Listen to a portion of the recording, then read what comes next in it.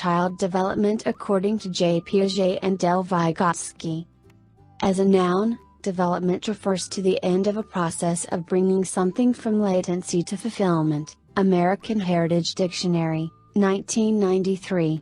As a verb, it means to cause to become more complex or intricate, to cause gradually to acquire specific roles, functions, or forms, to grow by degrees into a more advanced or mature state.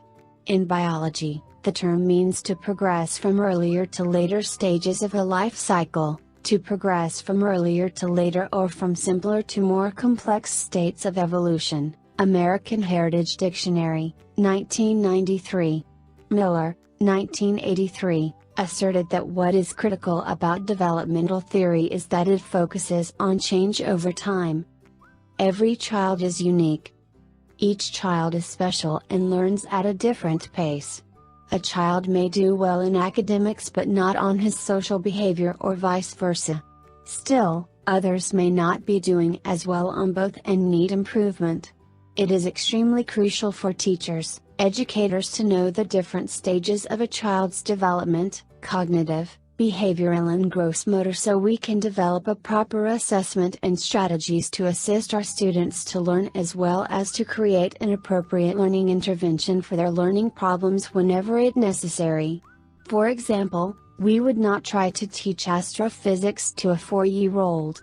The child is not yet ready. It is the same with all teaching. The child must be ready. This includes both developmental and neurological states.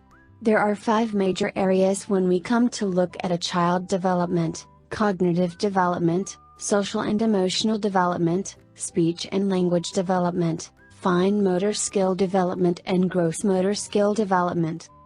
Theoretical aspects by J. Piaget. 2 of the most famous theories in this field are Piaget and Vygotsky. Between the works of Jean Piaget and Lev Vygotsky, a broader understanding of the mind, cognitive development, and learning philosophies have emerged to help inform teaching methods and practices. Piaget was the first to develop a full and systematic study in childhood psychology. Through observational studies of a range of children with practical tests, Piaget measured how well they could spell, count, and solve problems to determine an IQ level. He posited that children progress through 4 stages and that they all do so in the same order. These 4 stages are: the sensory motor stage is from birth to 2 years old. This is the stage when the infant child tries to develop an understanding of his or her surrounding through interactions with the environment.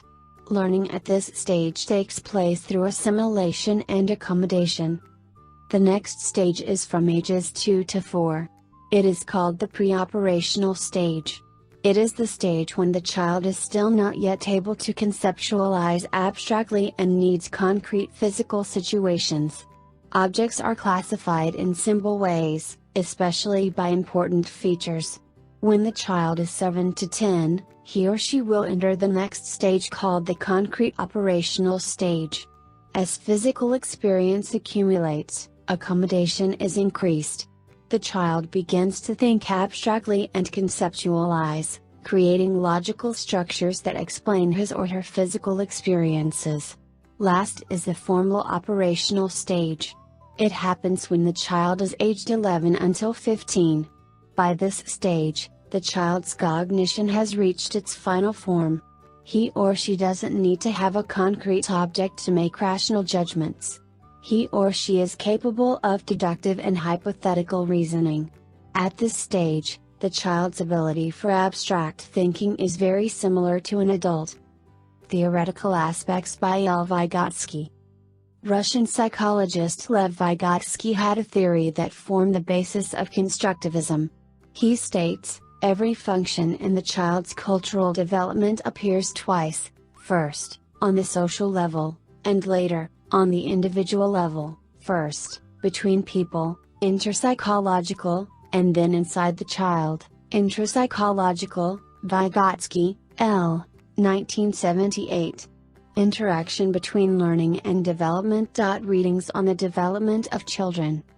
He believed that social interaction came before development and that consciousness was the end product of all social behavior. Vygotsky focused on the way that social interactions and connections to inform his understandings. He found that humans from an early age use communication skills, such as speaking and writing, to develop high thinking skills. He has developed the MKO, the more knowledgeable other, which refers to anyone who has a better understanding or a higher ability level than the learner, with respect to a particular task, process, or concept.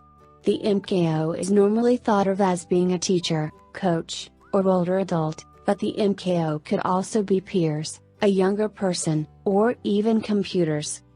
Vygotsky developed the zone of proximal development, ZPD.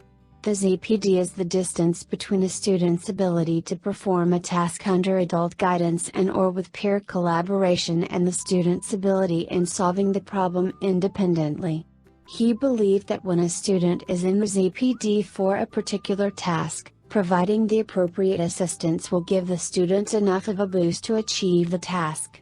It is important to point out that the ZPD has become synonymous in the literature with the term scaffolding. Are you ready to teach English to children? Speak with an ITTT advisor today to put together your personal plan for teaching English abroad. Send us an email or call us toll-free at 1-800-490-0531 to speak with an ITTT advisor today.